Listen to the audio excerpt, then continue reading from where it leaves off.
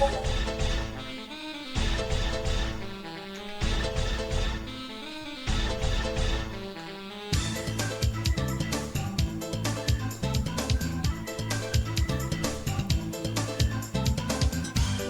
is up, everybody? It is another beautiful Sunday morning, and you are listening to the Super Gamecast. I'm your host, Bronson Fiore, joined by our mod mommy wielder of our band Hammer, Emily Hulslander. Oh, what is up, my nerds?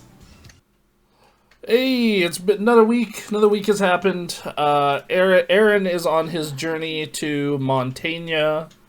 Or actually, he's in Montaigne. He's just getting situated in Montaigne. And then, and then Duncan was supposed to fill in, but then he got sick.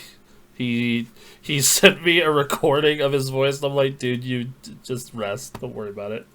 Oh my god. It was like a 3-second recording. Yeah, it was like a 3-second recording. I'm like, dude, you didn't need to send. You don't need to send the recording, my guy. You're good. You're good. I trust that you're sick. Oh god. So yeah, it's just me and Em. Another beautiful week of podcasting. My week was like weirdly busy at work, but then I played a whole lot of video game this week, and I read a book because it was I was at my friend's house on Halloween.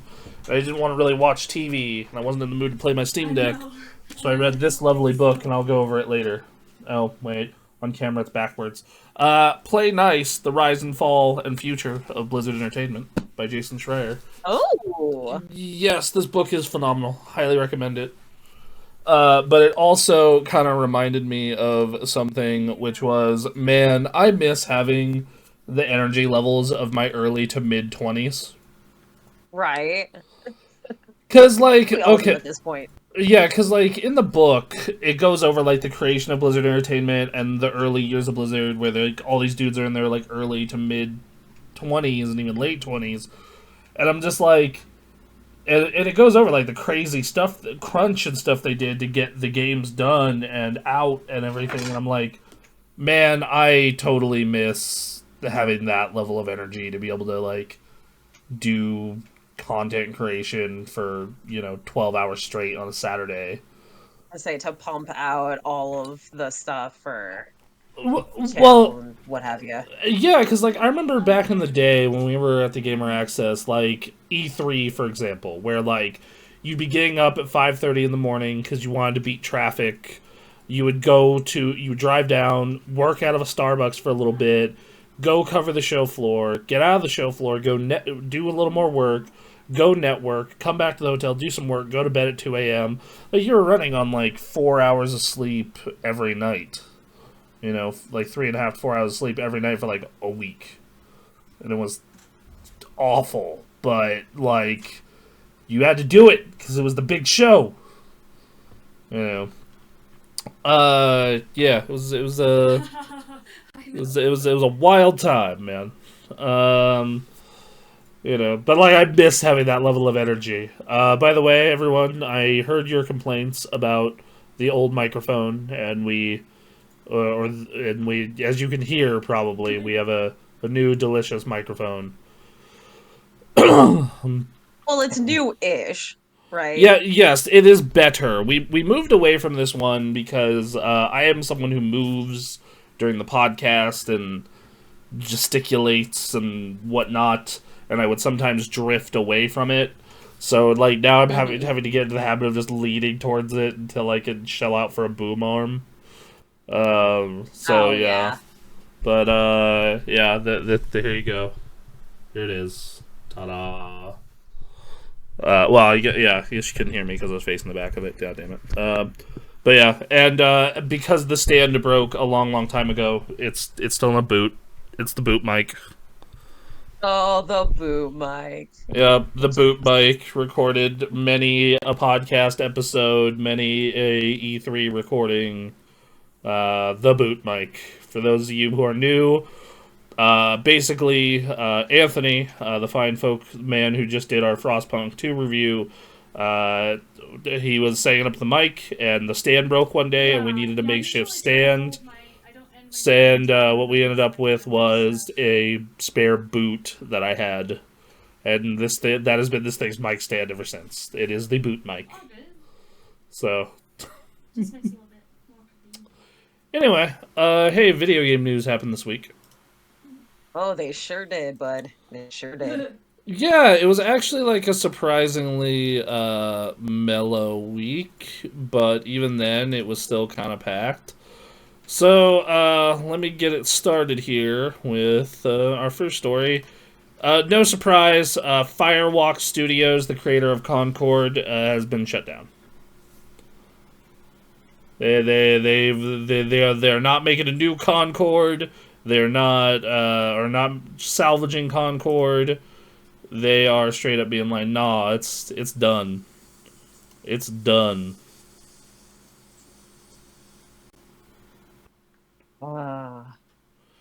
That's rough go for those guys. I mean, But they yeah. all went to other studios, didn't they? Like the people that were part of So, Firewalk? so from what I understand is some of those people are going to be integrated into Sony. And then some of them are going to be let go and just they're going to find a new job. So basically, post Firewalk. So basically, Sony was like, "Hey, teams within Sony and across the industry will be fortunate to work with them. Please reach out to recruiting at PlayStation for inquiries." So I have a feeling that some of those people will go to the current batch of PlayStation studios, but some of them are going to be in the hellscape that is the video game industry. Which a friend of mine posted about this on Twitter not that long ago, where the job hunt in the industry right now is crazy. It's absolutely crazy. It is just kind of the worst it's ever been. And part of that is because a lot of people got into the industry, and then the COVID cut downs happened, and now everything's just completely fucked. That's kind of the long and short of that. But yeah. So along with this, they shut down another studio, Neon Koi. This studio actually was working on a mobile action game, but they never actually put anything out or showed what they were working on. So no one knows anything about them. In the statement, they said this is basically what Herman Holst and the head of PlayStation and the business group had to say about this. Dear team, today I want to share some important updates from Sony Interactive Entertainment Studio Business Group. We consistently evaluate our games portfolio and status of our projects to ensure we are meeting near and long-term business priorities. As part of our ongoing efforts to strengthen Sony Interactive Entertainment Studios business, we have made the difficult decision relating to two of our studios, Neon Koi and Firewalk. Expanding beyond PlayStation devices and crafting engaging online experiences alongside our single-player games are key focal areas for us as we evolve our revenue streams. We need to be strategic, though, in bringing our games to new platforms and recognizing when our games fall short of meeting player expectations. While mobile games remained a priority growth area for the studio business, we are in the early stages of our mobile efforts. To achieve success in this area, we need to concentrate on titles that are in line with PlayStation's pedigree and have potential to reach more players globally. With this refocused approach, Neon Koi will close, and its mobile action game will not be moving forward. I want to express my gratitude to everyone at Neon Koi for their hard work and endless passion to innovate. I'm not going to lie. When I read that part of that comment, I was like, so basically what you're saying is the game they were making is not good enough. I don't know. It's just I feel like they need to do better. And then we got a comment in the chat. Shills Holes says, "Hello, and who are you calling a nerd?" Hey, it takes one to know one, okay? Yeah. So anyway, back to the topic. We're currently discussing the closing of Firewalk and Neon Koi. So as for the other studio, regarding Firewalk as announced earlier in September, an important update on Concord, certain aspects of Concord were exceptional, but others did not land enough with players, and as a result, we took the game offline. We spent considerable time these past few months exploring all other options. After much thought, we've determined the best path forward is to permanently sunset the game and close the studio. I want to thank Firewalk for their craftsmanship, creative spirit, and dedication. The PvP first-person shooter genre is a competitive space that's continuously evolving, and unfortunately we did not hit our targets with this title. We will take the lesson learned from Concord and continue to advance our live service capabilities to deliver future growth in this area. I know none of this is easy to hear, particularly with colleagues and friends departing Sony Interactive Entertainment. Both decisions were given serious thought, and ultimately we feel they are the right ones to strengthen the organization. Neon Koi and Firewalk were home to many talented individuals, and we will find placement for these impacted within our global community of studios where possible. I'm a big believer in the benefits of embracing creative experimentation and developing new IP. However, growing through sustainable financials, especially in challenged economic development environment, is critical. While today is a difficult day, there's much to look forward to in the months ahead with the studio business group and our teams. I remain confident that we are building a resilient and capable organization driven by creative, unforgettable entertainment experiences for our players. Thank you for your continued support. Holy crap, that was long. That was quite a letter to the team. Yes, that was not... I always hate when the layoff letters are super long like that, because it's like, dude, we get it. It's like... In the case of Firewalk, that is honestly one of the biggest bombs in video game history. That is like an unprecedented level of failure. So I'm not surprised it's not coming back. Like, sorry to say, but as good, Concord could have been an amazing game. It just didn't resonate with players. I can't confirm if it was or wasn't. To me, from everything I heard, it was just kind of a bunch of ideas from other shooters mishmashed together. Mm-hmm. But, as far as, shutting it down, yeah, it made sense. Like, I realized that, like, from the perspective of, oh, we have a finished game here, maybe we can salvage it, but it's like, okay, you'd probably have to convert it to free-to-play, and then at that point, it's like, okay, we have to completely change how the monetization and how this game functions. And they probably thought financially sinking more money into this pit was not a good idea when it cost them $400 million in the first place. Because you have to remember, the game itself, between the game itself, contractors to fix the game, and then buying, Firewalk, it cost them, $400 million. That is still That's still crazy. Still a lot. Every time I say it, it sounds fucking crazy. Like, this game that is one of the biggest failures in video game history was $400 million. That's nuts. That sounds bonkers still every time. Like, they shelled out that much. Yeah, and it was a lot of internal hubris, and it's not surprising to see this game is going away and the studios being shuttered. 6 of the PlayStation's live service games are expected to release by March 2026. And they were working on 12. I want to say a lot of those have made it out, and I'm going to be honest, they've only had one hit, and that's Helldivers. And Helldivers is an amazing game. Like, do not get me wrong, Helldivers is superb. Helldivers is fantastic, but it is, one game. Like, what are the other live service games they've put out?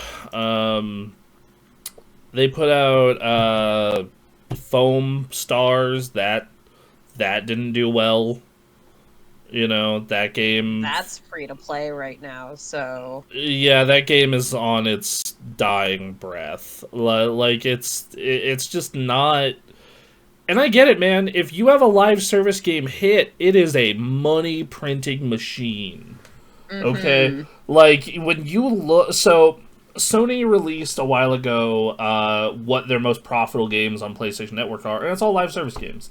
It's Madden Ultimate Team, Call of Duty, Fortnite, Genshin Impact, Honkai Star Rail, Rainbow Six Siege, all the live service games, because people spend money on those. People spend money on skins, they spend money on weapon skins, they spend money on, different, like battle pass enhancements. Like, they're big time money makers. The problem is, though, is the live service field is filled. Any type of live service game you could possibly ever want exists. It's out there. You could go play it. So unless you're doing something really fresh and unique, like Helldivers, there's not really a space for a big live service game right now. It's just not something that exists. So yeah.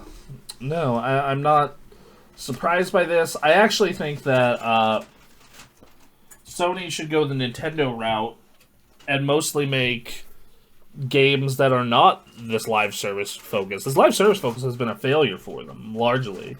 And I don't think it's and unless they can get a better focus and more people working on it and looking at it, I don't see it going well.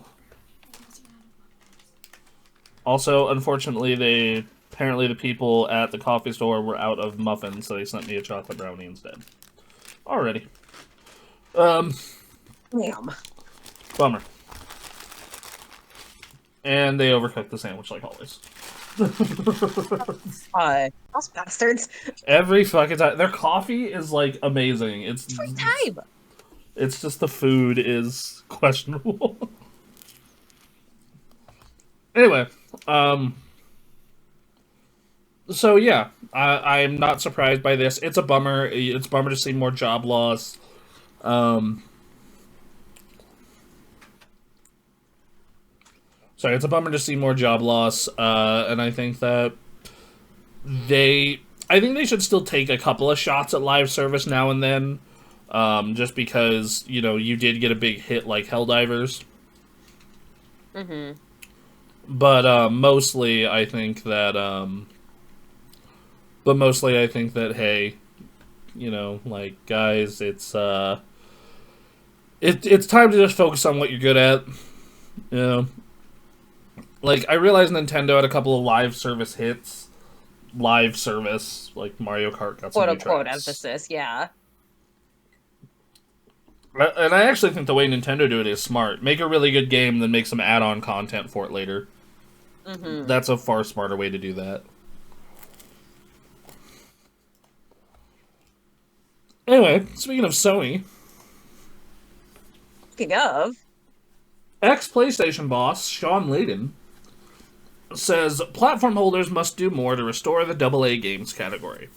Sean Layden wants console makers to focus between GTA and Among Us.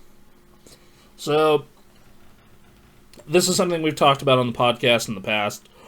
Layden, who during a 30-year career at Sony served as CEO of Sony Interactive Entertainment America and chairman of Worldwide Studios, told Video Games Chronicle that platform holders such as Sony, Microsoft, and Nintendo must do more to foster games between the Grand Theft Auto layer and the Among Us layer. Game budgets are not going to remain in the triple-digit millions. Let's say $20 million. With the current level of gaming development skill, it's gotten higher than it was 10 years ago. We have the talent pool that we can reach into with the right budget and lean into the variety. Don't make a bunch of AA first-person shooters set in World War II. That's not going to move the needle. But give us more interesting opportunities. Give them more things like Firewatch, those kind of games. Sean Layden's time at PlayStation saw the rise of the platform's holders' largest franchises like Last of Us and Horizon. But it also saw Sony focus on provide development support for many independent titles. Layden believes that more variety is needed to tempt future players away from established live service giants.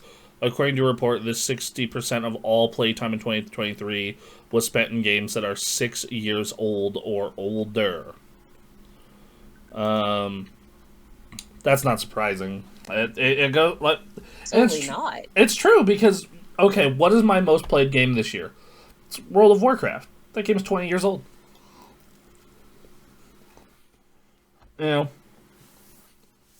like Aaron's probably most played game is ZZZ, which is a new live service game.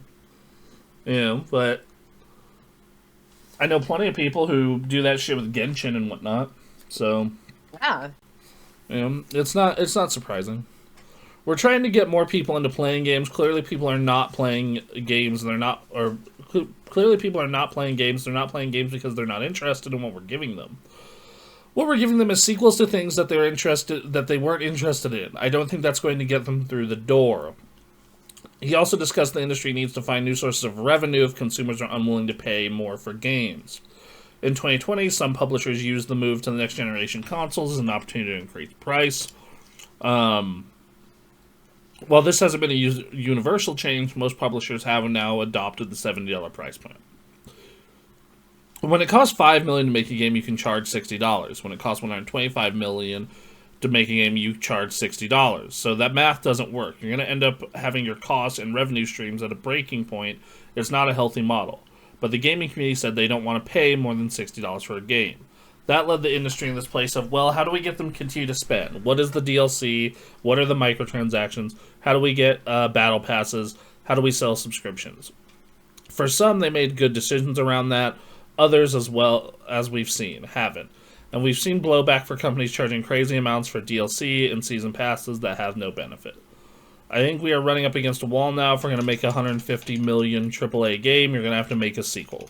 Your ability to take chances on a game that no one ever heard of before that cost, it's getting very difficult to do the math on that. Particularly when you have companies more and more being run by chief financial officers rather than chief creative officers becoming CEOs.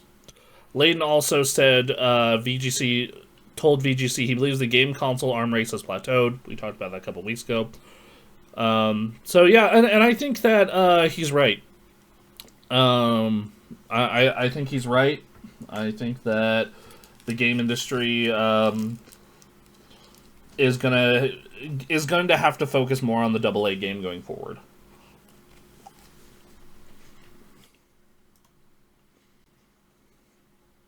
I was like, he's absolutely right. Like, you need to pay attention to these sort of things. We also need to take note on, like you were saying, the arms race has kind of gone down a little bit and need to realign our focus on something else. Right. So, absolutely, Sean's correct on all this.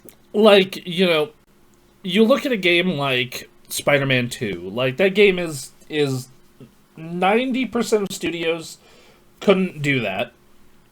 And even the ones who could wouldn't want to spend that kind of money. It was a $315 million game. You have to sell 10 million copies to break even. That's fucking crazy. That is fucking crazy. So, like, shit needs to come down.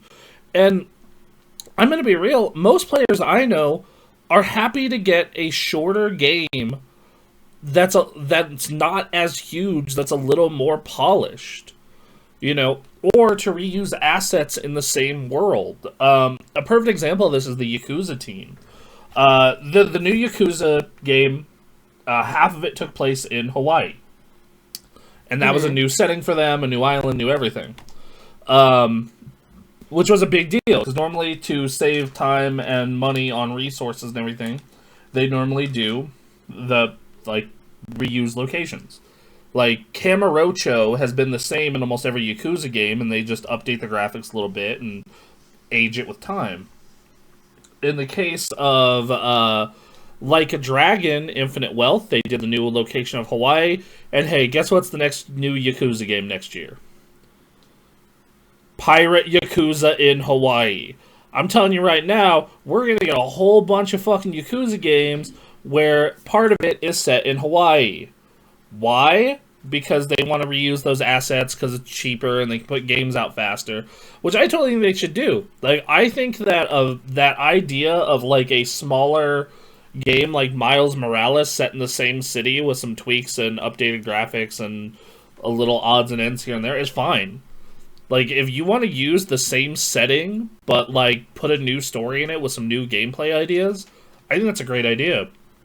I think that I think that that's a good idea. I think that there's a lot of ways you can make a game that's, sub $100 million, and it can be an amazing game. I'm actually like, and sub 50 million, and it doesn't need to be these big, like, I really enjoyed Final Fantasy VII Rebirth this year. That game is so needlessly fucking huge. It is so unbelievably, gigantically fucking huge. Okay? Like they really could have trimmed that down just a little bit. And it's just filled with bullshit busy work, too. It's like not even like good, fun, interesting stuff I want to do most of the time.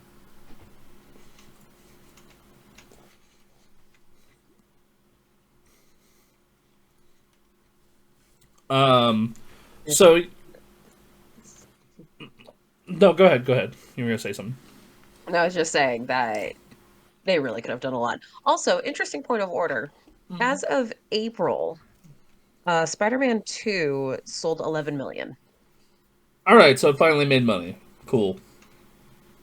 It finally made Like money. it made million back in February. Or it Okay. sold 10 million back in February. So now it made real money. Because I know that that game also caused a discussion within Sony of, holy shit, this is way too much money and too much risk. What the fuck are we doing? So yeah. So, alright. Well, moving forward, I agree. But, so, hey, Fandom lays off 11% of its staff, including people at GameSpot. For those of you who don't know what Fandom is, they run a bunch of wikis. So they run, they have control of a ton of wikis. They own Metacritic, GameSpot, Screen Junkies, GameFAQs, Giant Bomb, Cord Cutters, Comic Vine. And from what I understand, they've been running those wikis into the ground. And, a big chunk of GameSpot got lost today. I think that, so that was another one that goes into that. And then, along with the GameSpot news, yeah, I'm surprised Giant Bomb wasn't hit. I'm going to be honest. They weren't? No, they weren't hit by the layoffs. Oh, jeez. But, look at this. It's a bummer. I think that traditional games press is an absolute nightmare right now. Like it getting a job and it's a nightmare. Keeping a job and it's a nightmare. Every website is an SEO farm hellscape because they all run on ad revenue. Oh yeah, that's fair. And it's just not sustainable. And one thing that I have had on my mind for a while now is if you want quality reporting, you're gonna have to go back to the days of paying for it. Realistically.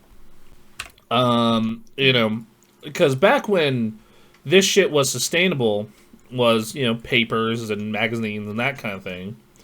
And then before that, or after that, like, ads were good money.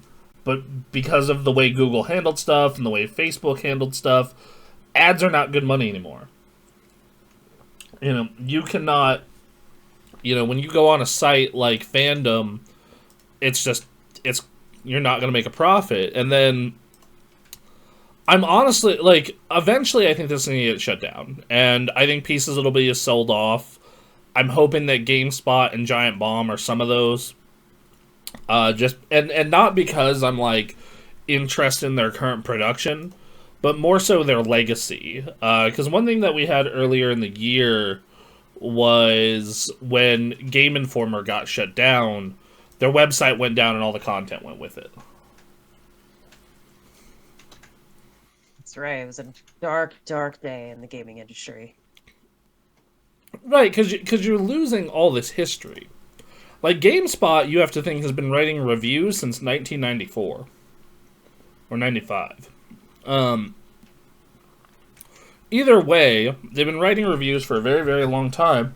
And that's like an archive of video game history. Like, there's tons and tons and tons and tons of great reviews on there. From a lot of people who ended up becoming famous in the industry.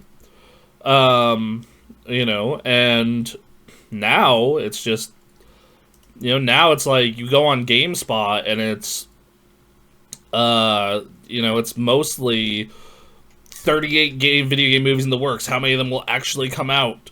Here's all these random, like, Berserk 1997 anime gets Steelbook Blu-ray release.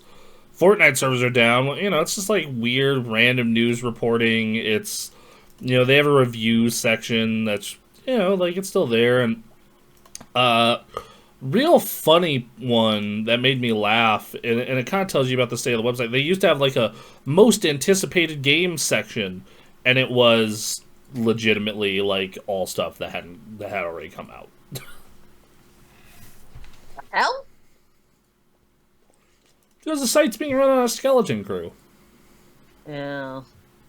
It's being run on a skeleton crew, and you know, and that's basically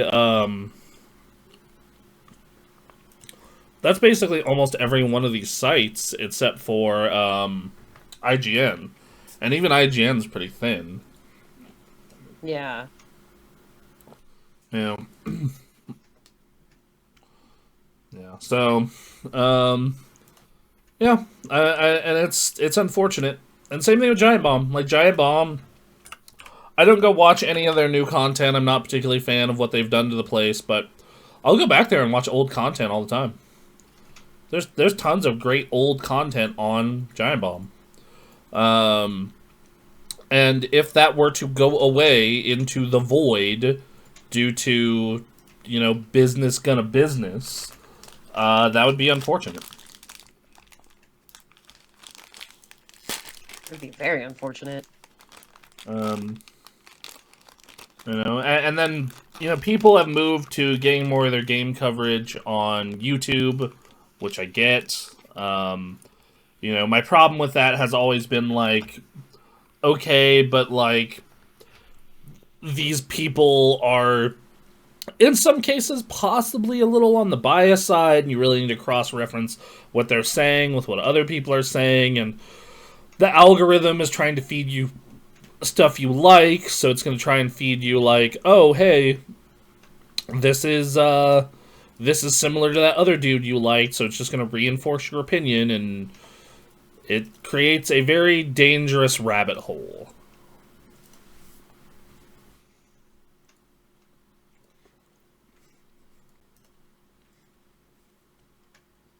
Okay, anyway. It creates a very dangerous rabbit hole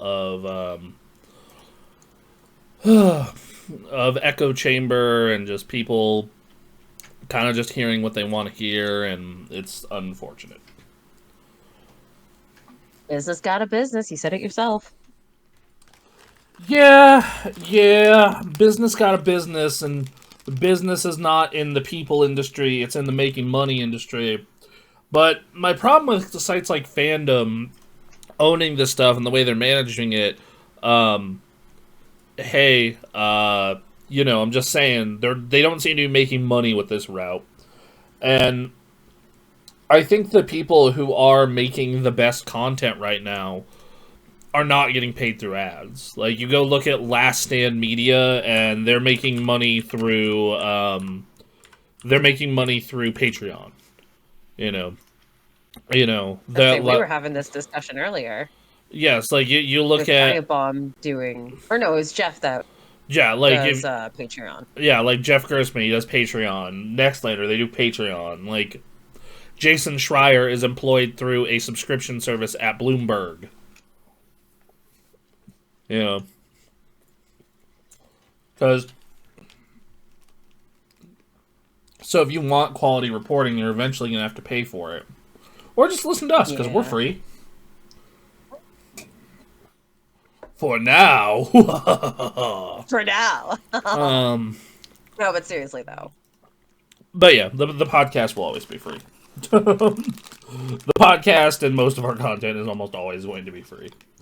Yeah. So yeah. But it's unfortunate to see more media jobs go away. It used to be there were 2 websites. Yeah. Oh, apparently more news with this is Mega64 also said they only have enough funds to operate for a couple of weeks. Oh my god.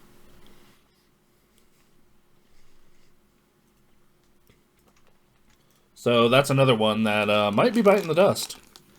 So we'll see. Godspeed to all of them. Jeez.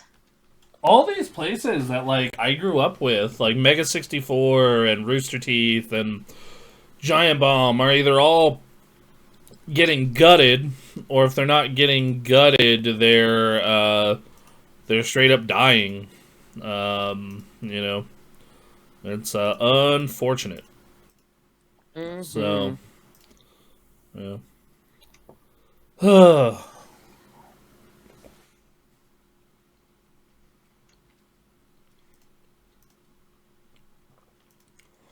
All right. So, anyway, moving forward though, to all those of you affected by those layoffs at GameSpot and other fandom properties, hey, go. Sorry, guys. Good on you, and I hope that then you find a new job quickly. Well.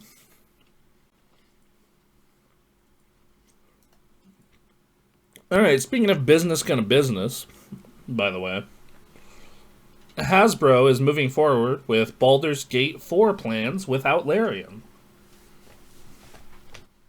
If they do this, if they go forward with this, they need to find a studio on that same level that can bust out a game like Baldur's Gate 3. The problem is I don't think they will. That's the problem is I think that Larian is the only one that makes this kind of game right now, at least at this scale, right? Mm-hmm. And this game took them 6 years to make. It took them 6 years to make this fucking thing. So I think that, and it's an amazing game. I think that everyone should at least try Baldur's Gate 3. It's so goddamn good. I mean, my girlfriend's playing it right now. Or was playing it. She's playing Minecraft. But, like, Baldur's Gate 3 is just an absolutely amazing game. However, the studio didn't want to make another one. They don't want to be just the Baldur's Gate studio. That's understandable. Very few creative people want to work on the same thing forever and ever and ever and ever. Mm-hmm. It's just not something they want to do. So, with that said, Hasbro's like, holy shit, this thing made all the money in the world. We want to make another one.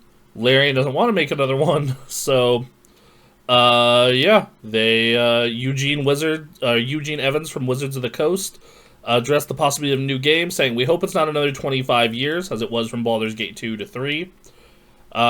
He's there. Wizards of the Coast is already in talks with partners. The company intends to proceed with development of a 4th game, even though Larian will not be involved. It is important to note that Larian Studios was also picked as a partner. The original games were created by BioWare, and various developers have tried their hand at making their own game for this IP since. Ultimately, Hasbro and Wizards of the Coast want to release a new game sooner rather than later. However, the publisher need to be careful with their partners since Baldur's Gate 3 sets such high expectations after becoming undisputed Game of the Year last year. And this is what I was saying, is they need to find somebody on that level. Otherwise, this shit ain't gonna fly. The thing is I don't know anyone who makes CRPGs right now. Like, I'm trying to think of, like, who is making them besides Larian. I guess the guys who made Disco Elysium, but that's like a super small team, right? Like Disco Elysium was made, God, who... Yeah, that was made by, like, a dude. A game was made by, like a very small team, and it was written by a guy. Singular. Dude, Oh what? shit. Okay. So, yeah, like, Disco Elysium was an amazing CRPG. I highly recommend it to anyone. But, like, so you can't, like, okay, who else made a really good CRPG? So I don't know who you give this to. I guess maybe CD Projekt? CD Projekt makes really Right. good. They make really good Western RPGs. Maybe they could go transition off to making a CRPG. But even then, that would be really hard. Oh, hell. Um, yeah, man, I don't. Whew. Okay, this is. I hope that at least they pick a partner who does a really good job. Even if it's just taking the bones of Baldur's Gate 3 and making something very similar. Mm-hmm. That's my hope. Oh, God. That's. Dude. That is. Oh, that. This is like a.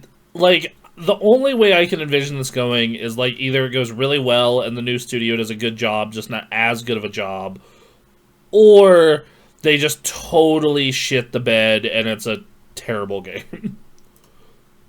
The Wizards goes to Larian begging and pleading for them to make another one and will offer a shit ton of money.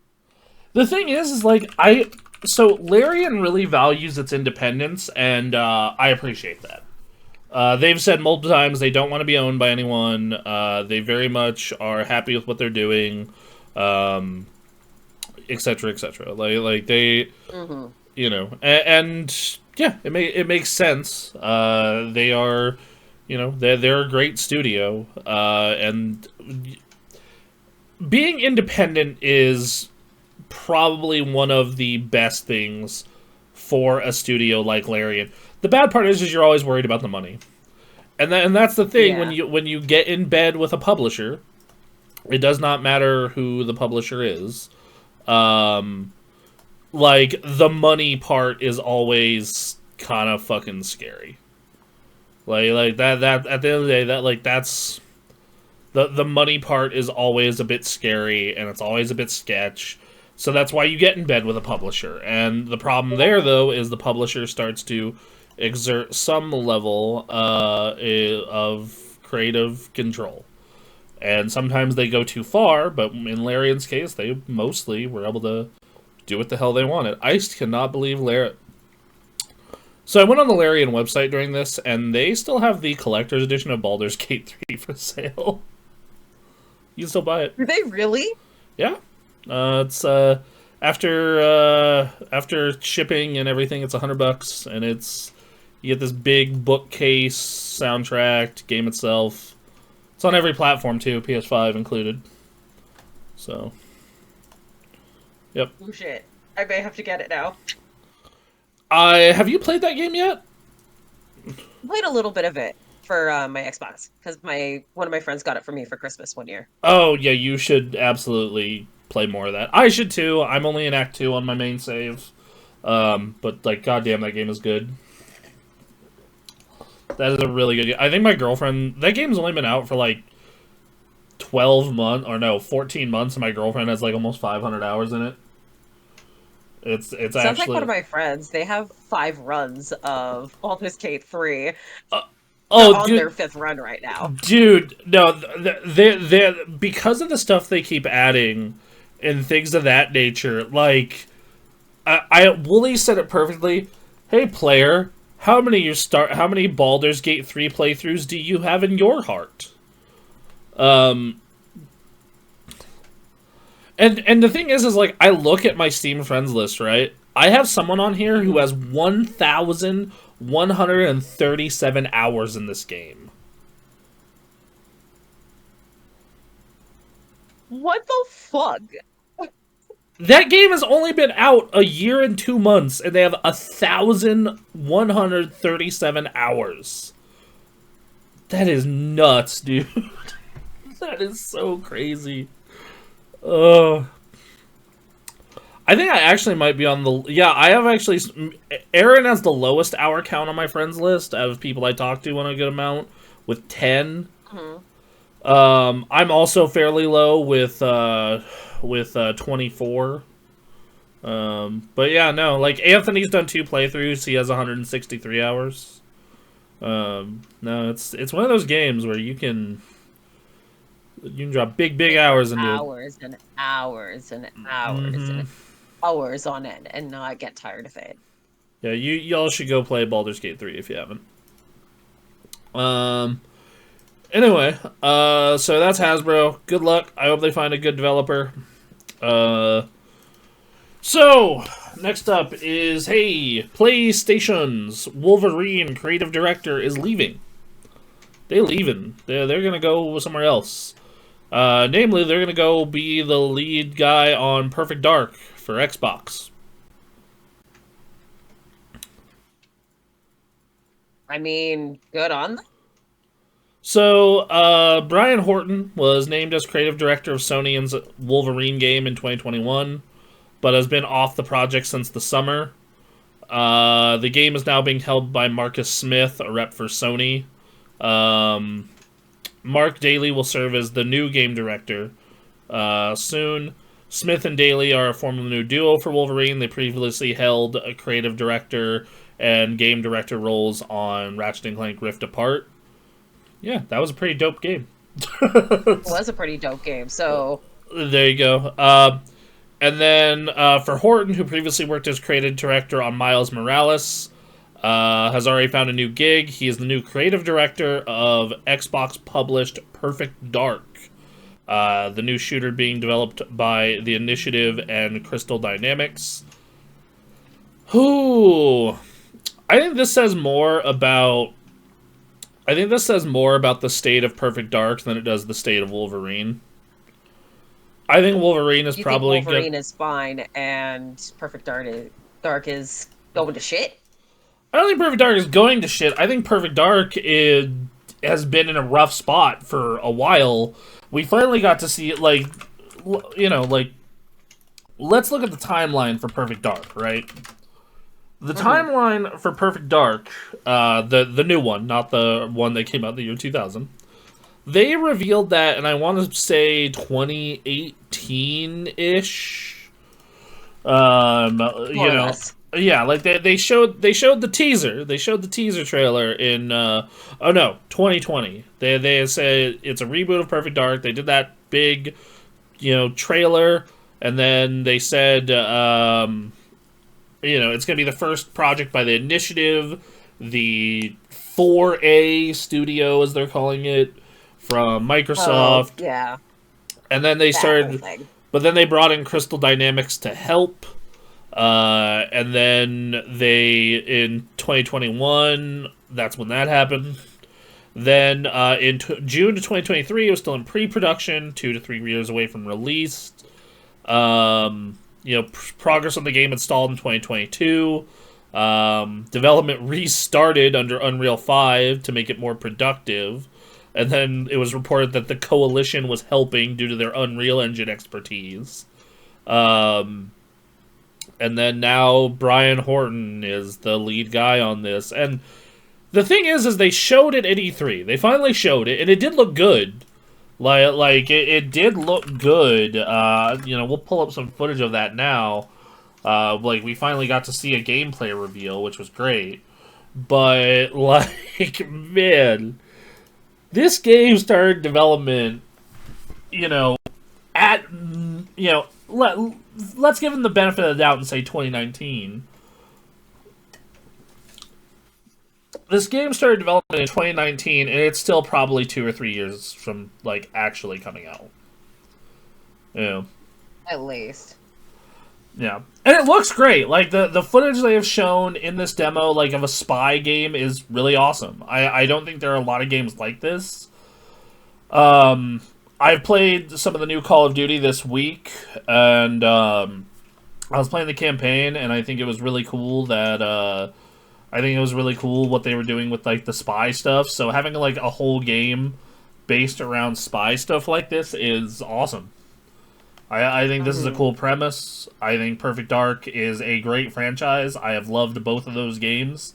I played the crap out of the N64 one when I was a child. I played the crap out of the Xbox 360 one. I know a lot of people have mixed opinions on that game. I really liked it. I know that's not everyone's take, but it was mine. I played a lot of that game's multiplayer with friends. So yeah, no, Perfect Dark was a cool video game, and is a cool idea for a video game. Spies and aliens are cool shit. But I don't know, man. I think Crystal Dynamics is a great studio to help them with it. It's a matter of when a game hits over 4 or 5 years in development, you start to have some fucking questions. And the thing that I have realized, when a game gets over 4 to 5 years in development, it either ends up being completely one of the most amazing games you've ever played, or it ends up being trash. Like pure trash. Yeah, like that. There is no middle. If a game gets past year 5, especially year 4, okay, you're a little shaky still, but if it gets past year 5, it is either incredible or it is fucking garbage. There very rarely is there a middle ground here. And I'm hoping that this game is incredible, because I love the idea of it. Like, I love the idea of future spy shit. It's just cool. It's a cool idea. But we'll see. We'll see. This new game director is bringing some good chops with him, though. He's that is a talented man who will hopefully lead that team well and get the game out. All right, speaking of Microsoft, we got a couple Microsoft stories up, because it wouldn't be this show without talking about Microsoft. Microsoft. I swear we were talking about Sony for a hot minute, so it feels like up, right? Every week we have something on Microsoft, though. Sony is sometimes not in the press cycle. Like, there'll be a couple weeks when we won't talk about PlayStation at all. But every fucking week with these guys, it's something. Sometimes it's good news, to be fair. Like, sometimes it's good news. Like, I forgot to put this on the docket, but they put a news story out this week that the new Indiana Jones game has an intro that basically is like, Nazis are bad. You should not like the Nazis in this game. Which, oh my god. To be fair, I think that's a good idea. I also think it's really sad that this Indiana Jones game has to have a thing saying, hey, idiot, the bad guys, even if they're cool, are still the bad guys, and they're still Nazis, and Nazis are bad. That 2024. We have to put a warning on our video game. Nazis are bad. Fucking hell. Oh, God. Alright, well. Anyway. The Microsoft news story, the first one at least, is they want to charge you $30 to keep using Windows 10 securely for another year. For those of you that don't know, Windows 10 is going to be dying in October of 2025. And consumers will only be able to buy an extra year of security updates. Microsoft is finally revealing they will charge consumers $30 for an extra year of security updates to Windows 10. Support for Windows 10 will end in October, but consumers will be able to purchase extended security updates for $30 for the first time ever. They will be charged $61 for a single year of ESU. They also have the option to pay $120 for a second year, then $244. Oh, that's businesses, sorry. Yeah. But regular consumers will be charged $30 per year. Oh my god, that's so fucking... So, like, they're going to support it until 2028, But yo, dog. Oh my fuck! I hate this fucking company. I hate this fucking company so fucking much sometimes. Like, I hate them. I hate them. They're so fucking just the absolute fucking worst. This is bullshit. This shit used to be free. This shit is like Windows too. like, and I get that, like, okay. And the thing is, Microsoft, is people aren't moving to Windows 11 because it fucking sucks. It fucking sucks. Also, hey, so to make Windows 11 more secure, they required that your motherboard supports TPM 2.0, which is like a security measure at the motherboard level, and it does make your shit more secure. But that standard only started in 2018, so if you have a computer older than that, or rather a motherboard older than that, go fuck yourself. You can't move to Windows 11. So those people are fucked and have to pay the $30. Or just be fucking unsecure, you know. And Windows 11 adoption has been lagging behind Windows 10, and I can tell you why that is. It's because it sucks. Windows 11 sucks. It's awful. I've only had to use it on a work computer, thankfully, when I worked at Microsoft. But Windows 11 is a bloated piece of shit. It is bloated. Its UI fucking sucks, even though they're trying to modernize it, and they're constantly asking you to use fucking OneDrive. I don't want to use fucking OneDrive. Stop trying to get me to use fucking OneDrive and your other bullshit services. God damn it. You know, and if I want to turn all that shit off, I have to go into the fucking registry to change it. And then they put out an update, and it fucking undoes all that work, and I have to do it again. Oh, fuck. Fuck it. God damn it. No. I was talking with Anthony about this. I would pay $300 to have Windows Old Man Edition, which is...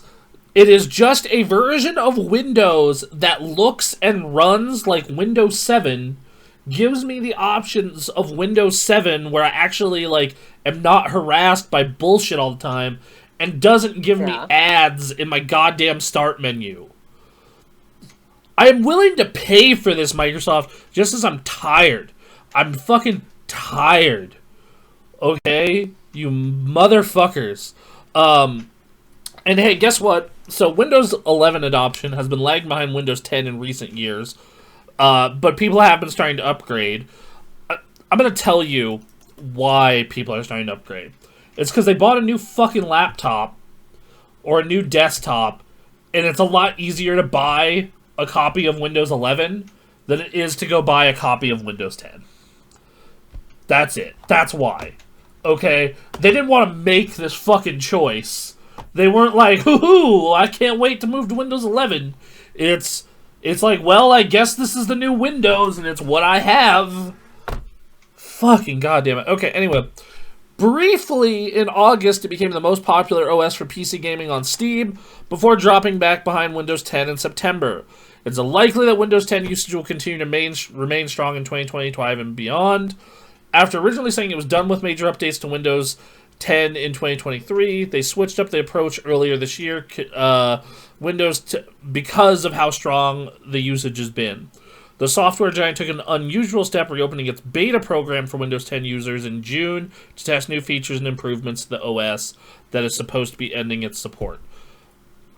Jesus fucking Christ, and this is... It's because Windows 11 is bad! You made a bad product that no one wants to fucking use at all. You know.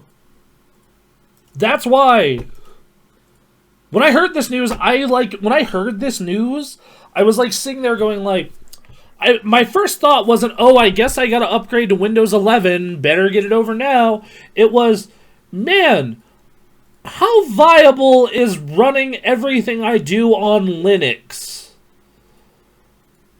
That was my first thought. It was not, better move to Windows 11. It was, how good has Linux gotten? I use it on my Steam Deck. Find out, shall we? Let's find Yeah, out. like, I'm honestly... so I'm planning to build a new computer at the end of next year. I am honestly now considering, on this computer, moving it to being a Linux computer and using it as a Linux fuck-around machine. That's what I'm thinking about doing. I'm considering, like, turning it into, like, a Linux fuck-around machine to experiment with Linux, like, beyond my Steam Deck, like, as a full-time computer, and running a KVM switch to switch between the new PC that'll have to run Windows 11, most likely. Yeah, like, that was my first thought. And then my next thought was, I looked into it, and I was like, oh, okay, well, a lot of things I do aren't supported on Linux, and run like shit on Linux. I guess I'm still fucked for a little while longer. And then I was like, should I just move to Windows 11 now? Because I'm not going to pay the $30. I'm not going to pay the fucking $30 for this stupidity. But then my spite kicked in. My spite kicked in, and I was like, no, fuck them. That's what they want. They want me to move to Windows 11. Fuck them. I'll pay the $30. You know? Oh. Fuck The you, old man sir. yells at cloud moment. Yes, very much so. Oh, man. Oh my god. So... and please remember to timestamp that whole rant. I'm gonna... Oh, absolutely. I'm gonna timestamp this shit for you. Jesus fucking Christ. Oh... it's so mad every time I think about it. Just, I like when this news came out, I went on a tirade to Anthony about it. Like, I had like a whole fucking rant to him about this stupidity, and then Oh my god. Yeah. Oh my god. Just, I'm hoping that Windows 12 fixes it. Like, because Windows 11 adoption has been so low. And, like, the thing is this is total bullshit by Microsoft, because they said Windows 10 is going to be the last version of Windows. We're just going to keep updating it, blah, blah, blah, blah. Right. Fucking bullshit. The fucking goddamn Microsoft. Alright. Do better, Microsoft. Do better. Well, they're definitely going to be doing better financially this year, because, hey, over 50% of Series X and S users played Black Ops 6 near launch, compared to last year's 34%. PlayStation also was at an all-time high for Call of Duty Black Ops, or Call of Duty in general. Combined with the fact that Black Ops 6 has increased their year-on-year profit for their gaming division by 43%. God, Call of Duty is such a monster, dude. Can you imagine one game increasing your yearly profits by 43%? They must be doing something right. Yeah, oh, Black Ops 6 is a great game. I'll go over that more when we get to what you've been playing, because I'm a little bit past halfway through in the campaign. I've been playing multiplayer nonstop. It is a fantastic game. Full stop. But Jesus Christ. Oh, that is a lot of fucking money. And that is a... and you know what? The thing is I can't... they did a great job. Treyarch did a fantastic job with this. They really did. The campaign's been a ton of fun. The multiplayer is fantastic, other than the fact that the maps are shit for team deathmatch. Oof. That is like my biggest problem with this is like the maps are perfect when you're playing a mode that's like objective based, because they're really big, but it's funneling people into the objectives. But when you're playing team deathmatch, it's just way too big. You feel like you're waiting forever to find someone. There's a bunch of hidey holes and whatnot. The exception, of course, is Nuketown, because Nuketown's, brand new. That Nuketown just hit this week, and it's still Nuketown. It's what you remember from Black Ops 1. Yeah, and I've actually been enjoying this campaign so much, I actually kind of wanted to go back to the old Black Ops campaigns. Like, I actually had the thought to, like, I went on Amazon, I'm like, how much is a copy of Black Ops 1 these days? Yeah, so... The answer is $20. I want to know that number? Okay, it's not too bad. No, because that was a game that was, like, super mass printed, so, like, yeah, you can get copies of it for, like, 2 pennies. Oh, shit. Okay. Not really 2 pennies, but still really cheap. Really cheap. You know, and I, you know, Black Ops was a dope game. Like, I made fun of Black Ops a lot for how cheesy it was back in the day, but in hindsight, like, that game was cool. Oh, shit. Hold on. I think I might have accidentally closed Discord. Yep, I sure did. Fuck. Sorry, everybody. Give me 1 second to get everything back to where it was. Oh, no. Oh, no.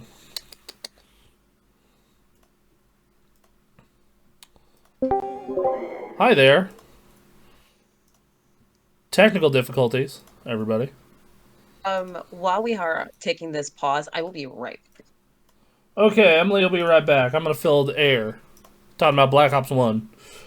No, I remember really liking Black Ops 1. Black Ops 1 was, like, I made fun of it a lot because of kind of how dopey and fucking cheesy it was, but, in hindsight, like, that game had a lot of cool ideas, and as cheesy as it was, it, like, you know, it was very quotable and very memorable, and, like, they obviously put a lot of effort into it. So, like, in hindsight, it's like one of those games that, like, well, in hindsight, Black Ops 1 was actually really sick. And I genuinely loved Black Ops 2 a lot. Black Ops 2, I played a ton of that multiplayer day in and day out. It was really sick. Black Ops 3 is when I fell off the train. Black Ops 3 is when I fell off the train, and I skipped 4 because it didn't have a campaign. And I came back for Cold War, and I like Cold War. So, yeah, no. The Black Ops series has been mostly pretty good. Those guys have done a really good job. I think that this game in particular is... It's one of the best Call of Duty since probably Modern Warfare 2019. If not Modern Warfare 2022. I highly recommend it. If you like COD, you will probably enjoy this game. I know that there has been a lot of complaints about Omni movement, but my response to that and the skill-based matchmaking complaints is almost always going to be get good. That is my response to that. Get good.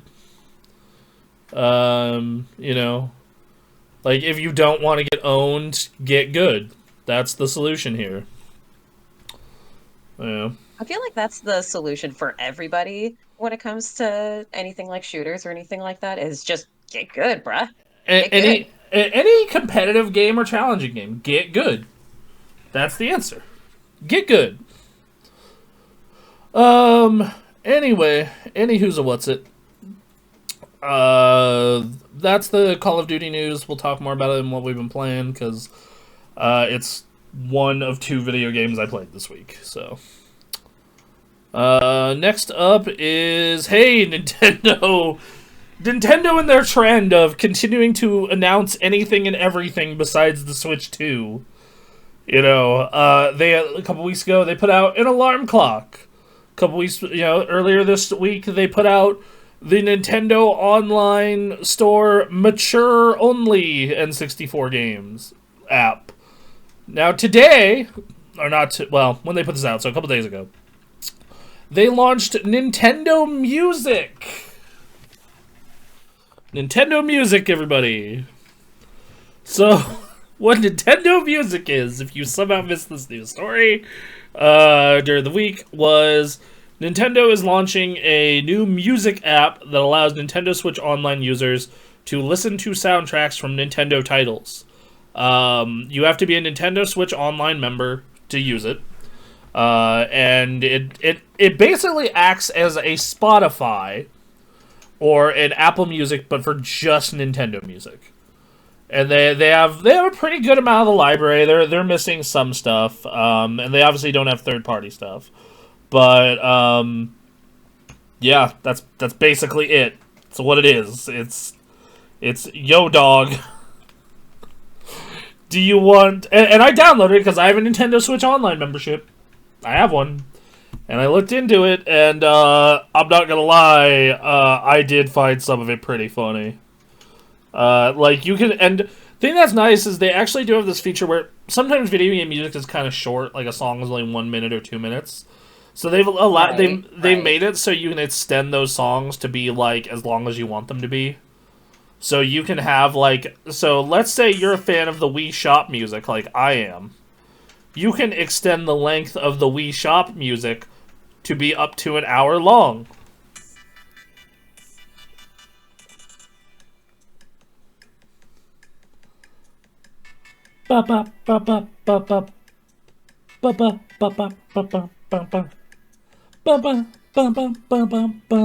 Oh, there is a special place in hell for you. Oh.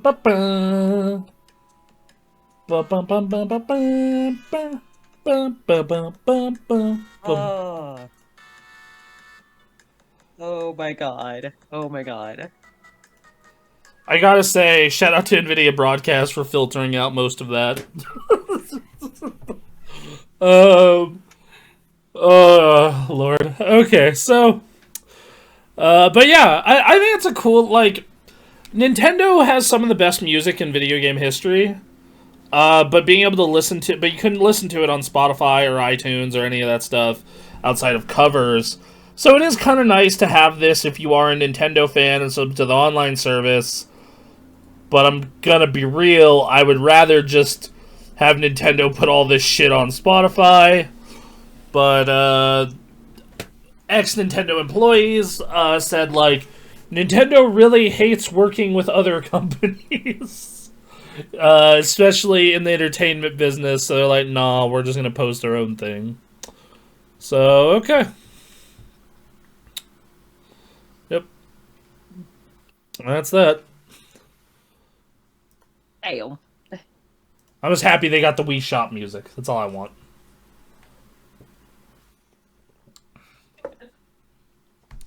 Oh my god. Alright, well, that was that news story. And, last news story. More good news for video game preservation. And by good news, I mean terrible news. The U.S. Copyright Office refuses to allow remote access to out-of-print games. The Video Game History Foundation blames ESA lobbying, and it says it's not done fighting. The Software Preservation Network, supported by the Video Game History Foundation, has petitioned the U.S. Copyright Office for exemption that would let libraries and archives provide remote digital access to video games so researchers could access them without having to visit their physical premises. To make these games accessible remotely, libraries and archives would have to break copyright protection on games, but currently anti-circumvention rules from the DMCA, Digital Millennium Copyright Act, prevent this. The U.S. Copyright Office has now concluded it will not grant exceptions in the DMCA, meaning remote access remains prohibited. As part of its ruling, the Copyright Office claimed that enough clarification hasn't been provided on whether a game must only be accessible to one user at a time, a single user limitation, or whether it's not to be made available outside of the physical premises. The petition argued that remote access to the games would be considered transformative and would affect the potential market for or a value of the copyrighted works, because only works that are no longer reasonably available in the commercial marketplace would be subject to the exemption. However, it decided that both the single-user and premises limitations should be kept intact to ensure fair use to prevent market harm and to avoid the significant risk that preserved video games would be used for recreational purposes instead of research. In a statement, the Video Game History Foundation criticized the decision and blamed the ESA for lobbying against its campaign. While we are disappointed by the Copyright Office's decision, we have no regrets about going through this process, the VGHF wrote. Over the last 3 years, working on petitions has helped us generate important research, notably our survey of video game reissue market in the United States report, which proved that around 87% of video game released in the United States before 2010 remain out of print. Our combined efforts with SPN have raised significant public awareness of the issue and have made an impact throughout the game industry and our preservation communities. Quote, unfortunately, lobbying efforts by rights holder groups continue to hold back progress. During our hearing with the Copyright Office, the ESA declared that they would never support remote game access for research purposes under any conditions. The game industry's absolutist positions, which the ESA's own members have declined to go on the record to support, forces researchers to explore extra legal methods to access the vast majority of out-of-print games that are otherwise unavailable. We're not done fighting here. We'll continue our advocacy for greater access and legal allowances for video game preservation and working with members of the industry to increase internal awareness about these issues.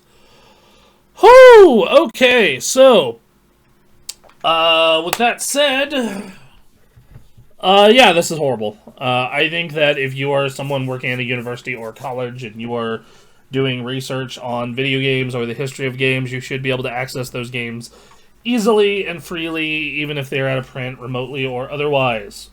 Because the example that came up to me was Duck Hunt. Duck Hunt was only available on its original hardware and on the Wii U eShop. Otherwise, if you want to play Duck Hunt right now, what you have to do is either find a Wii U that had it downloaded originally, because that shop is closed down, or you have to go find an NES, find a copy of Duck Hunt, find an NES Zapper peripheral, and then find a CRT TV, because it only works on CRT TVs, because it involves the technology and using the gun. And that's a lot for a game that was once very, very, very, very, very, very popular. Next up on that list is, what's it called? You know, and there's all kinds of games like this. And there's a bunch of games that I love that are out of print, never, ever, ever, ever coming back. I'm a big fan of Cameo, for example. And thankfully Microsoft has that on Game Pass, but we're never going to get another Cameo. That's never going to happen. Or the one I always bring up during this conversation is Burnout 3. I love Burnout 3. It's one of my favorite games of all time. I think everyone should play Burnout 3. It is the perfect arcade racing game. However, EA is never going to re-release it. It's never going to happen. Ever, ever, ever, ever. Ever, ever, ever. Partially because of the licensed music, and they don't want to pay for that, so.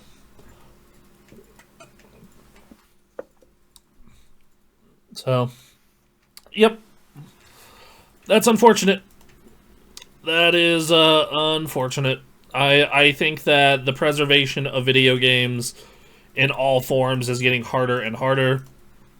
It actually, like, I don't want to be like, yo dog, piracy is the solution. But it is very much becoming, yo dog, piracy is the solution. Like, the solution is, hey, publishers, work with all these people on this stuff and get it out. Like, get it out and get it, you know, to be purchasable and easy to use and, you know, like, let people buy the stuff you made and work. And if you have, most, you know, and if you have, like, oh, we had a bunch of, you know, third-party music on this, and I'm like, okay, then work with those people. Like, work with those people and be like, hey, you know, like, just something. Like, just fucking, God, dude, it sucks so hard. It's so just, like, the fact that, so, we do ranking the PS2, and I realize that series has been inconsistent, you know, like, but that's something we do work on. And I have a PS2 emulator, and, like, legitimately, the only way to get some of these games in the modern age is through this emulator. They don't sell Beautiful Joe on a modern platform. They don't fucking sell SSX Tricky on a modern platform. Oh, goddamn it, I accidentally booted a game. But, yeah, they don't sell... you know, they don't sell, like, a lot of this stuff anymore. Like, if you want to go explore Gran Turismo 4, You can't on PS5. If you want to go play, like, the Dot Hack games, you can't. You want to play Burnout Revenge, you can't. You want to play, God of War 1 and 2, those still are not on the PlayStation 5. Or 4, actually. You want to play, like that. There are plenty, Ridge Racer 5 and the Ratchet and Clank games, and this is just the PS2. Like, if you want to expand that to like other systems, it gets even crazier. So, anyway, we got what you've been playing coming up next. Yep. So, let's talk what we've been playing. So what we've been playing. I guess you'll start. Hey, give us a quick update on Astrobot. What's going on there? Just trying to complete through the speed runs and getting those last few bots. But that's about it, really. At this point, are you going for the Platinum Trophy? I might as well. I was gonna say, like, if you're already getting all the bots, you should.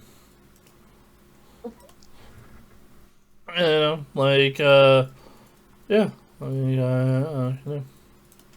It's, alright. I've been playing WoW. Our guild is still on the last boss of Heroic. We're getting there. We're getting there. Surely. Yep. Let's see, and then... Yeah, you played Rad? What is Rad? What is this game? So, this is a Metroidvania that was released back in 2019 by Double Fine and Bandai Namco. Oh, okay. How'd you find out about this? It's like a top... So, my brother actually told me about it because it was on sale at the Nintendo shop for like $5 up until Halloween. Oh, okay. Alright. So, I was like, I'll pick it up just for funsies. And it's like this post-apocalypse.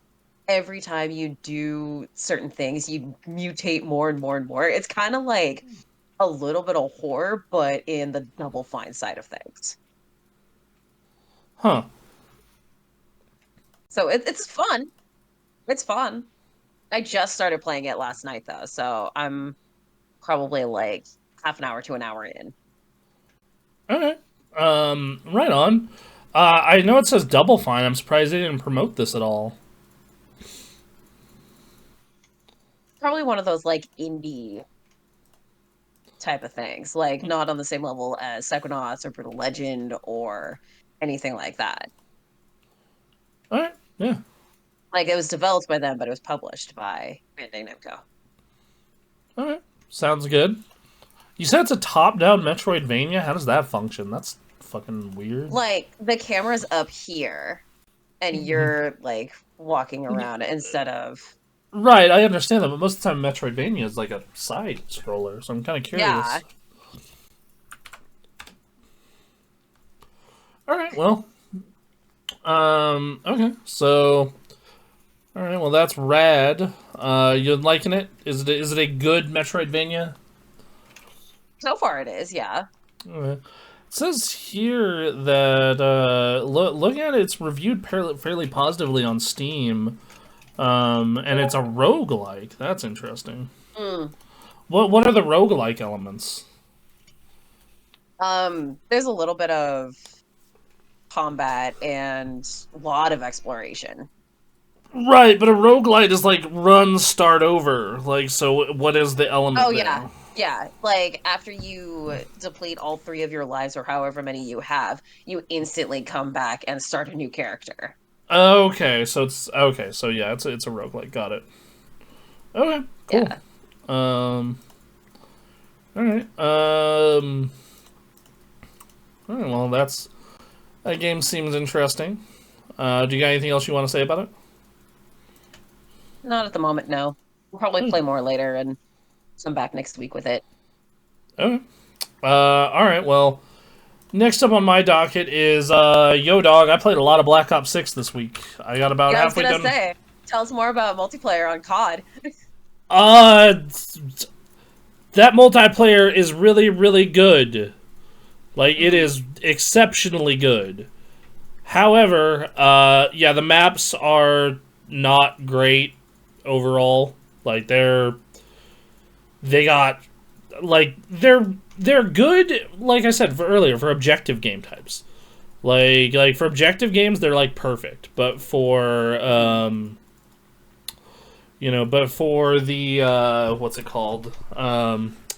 For Team Deathmatch, they're fucking horrible. They're really bad. They're needlessly big. There's a bunch of weird hidey holes. Like, it's just weird. So, if you're like me and you prefer objective games anyway, it's fine. But if you like Team Deathmatch, these maps are going to genuinely probably really piss you off. The unlockables are a lot of fun, though. I love the thing. So, they changed something in it where at the end of the game, instead of showing the last kill, they show like the best play of the game, similar to Overwatch. Oh. So like when you get one of those, it's legitimately always feels amazing. Like it always feels so goddamn cool when you get one. Like I'm gonna show. I think I have posted one in the. Yes, I did post one in our Discord earlier. Like I'm gonna show one I got to give you an example of what it looks like. All right, so. So, here you go, match over, we won. And then it cuts to you, whatever you were doing at the time when the play of the game was happening. And then...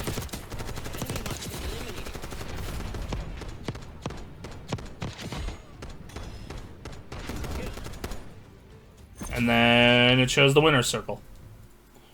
And that's it. Nice. So, yeah. Yeah, that's, I think that's a cool idea. Like, when you had a really good play in a game, though, you're kind of just sitting there at the end of it like, ooh, am I gonna be the clip? Am I gonna be the clip? Am I gonna do it? Am I gonna get it? Am I gonna get it? Yeah, versus, like, in old COD games, it was kind of just, here's the last kill of the game. So there's that. That's a nice little touch. And then I've been playing the campaign, which has been fantastic. It has been absolutely fantastic. I've loved every minute of it. Like, I love the spy shit and the way they have multiple objectives, and there's just a ton of variety, because you'll be in a level where it's like spy stuff, you're undercover, you're not going loud at all, you're punching CIA agents in the throat behind curtains. And then you'll have these missions that are like these big kind of open world segment, where like where you can do optional objectives along the way, and if you do them all, it makes the rest of the game easier. Like what I did in that big open Iraq mission is I went and I did one side quest, but the side quest got me a fucking airstrike. Whoa. So it made the rest of the mission super easy, because like you need to go destroy these 3 missile launchers. So I would sneak up, get close enough to the missile launcher to drop the airstrike, and then fucking run. And that was a blast. And then you get to carry, and for at least the next mission, you get to carry what you got out of that Iraq mission into the next mission. So like that was all really fucking cool. I mean, that's good. I will say the one thing that I have been getting a good laugh out of is, like, seeing people in my, like, famous people in my life, like, my lifetime, in this game. Like, there is a mission where Bill Clinton is, like, in the mission.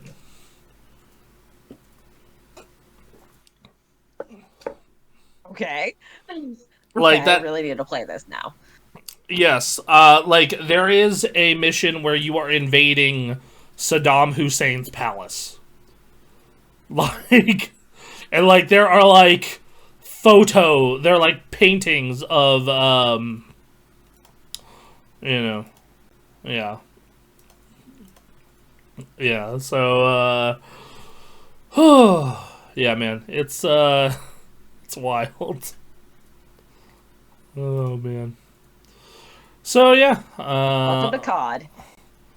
Yeah, like, it's just wild. It's like, it does the Black Ops thing where it is a full-on conspiracy thrill ride action movie. And then there are standard levels, which are your standard COD levels of kill the dudes, move forward, kill the dudes, move forward. I will Yeah. say that I really do love the living shit out of the just the vibe. Like, I love this, like, conspiracy theory vibe they got going on with it. And just, yeah, man, like, this campaign's been fun. It doesn't feel like a bloated mess like the Modern Warfare 3 campaign. Oh, Like, really? I've been genuinely having an amazing time with it. Every time I play it, I'm like, fuck yeah, this is great. So, yeah. Yeah, and I still have not touched zombies. I'm planning to do zombies with you and Aaron and Lucy whenever we get around to it when Aaron is settled. And that's going to be a fun time. Yeah.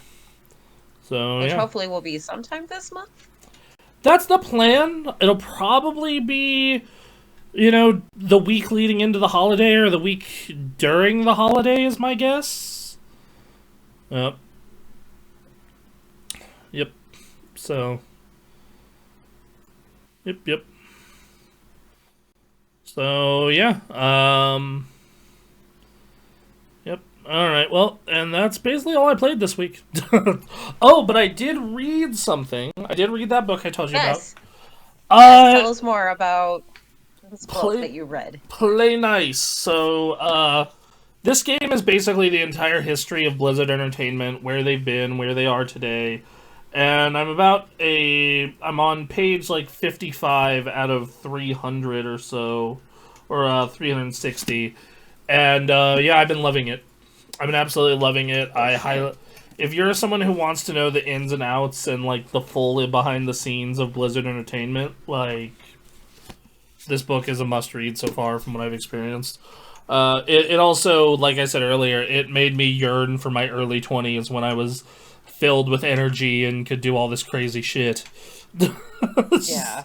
When I'd wake up and be like, I'm ready to take on the world! Versus now, I wake up and I go, oh, I'm still alive, huh? Okay. So, anyway, yeah. Like, that's basically that. I'm gonna when I finish it, I'm probably gonna do a full review of it. Yeah. Alright, and I think that's the show, peeps. I know I'm sorry it's shorter this week, but we'll be, I was hoping to have a longer show because of Duncan, but, he got sick. That's okay, though. Duncan, feel better if you listen to this. And, Feel better, bud. yes, and we're on Spotify now. Go find us, Super Gamecast. We're on YouTube. Please like and watch us there. We're on Apple Podcasts. So, yeah. All right, guys. Thank you. Bye. We love you.